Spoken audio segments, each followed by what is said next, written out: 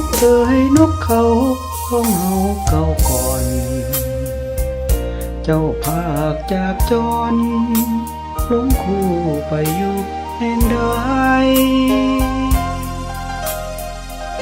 เจ้าตึกล่อลวงติดพ่วงพันหรือผูกสัมพันธ์กับผู้ใหม่จึงหลงลืมไหลก่อนเคยสุขสันต์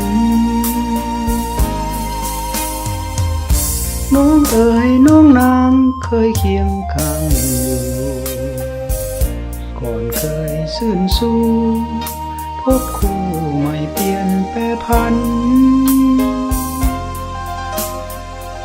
เจ้าลืมลดหักที่ดื่มดำเจ้าลืมน้ำคำเคยคิดมัน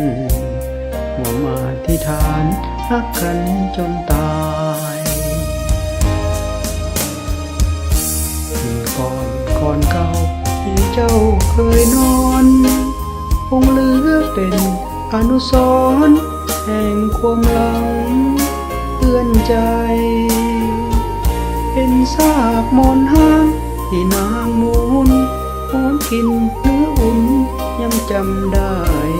เคยจูบลูกไหลนวลนาง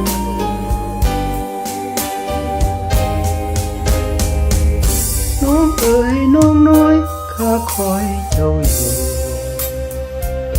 กับเธอยอดสูงข้าอยู่โดดเดียวอ้างว้างเป็นเจ้าหลงเดินทางผิดไปจงหักหัวใจเนื้อน้องนางก่อนคนหลังยังคอยก่อนคนเขา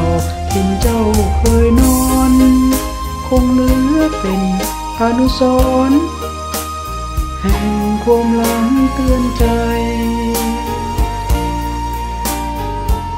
เป็นซากมอนห้างที่นางมูลหัวกินเนื้ออุ่นยังจำได้เคยจูบลูกไหลนวลนางน้องเอ๋ยน้องน้อยข้าคอยเจ้าอยู่กับเธอยอดสูง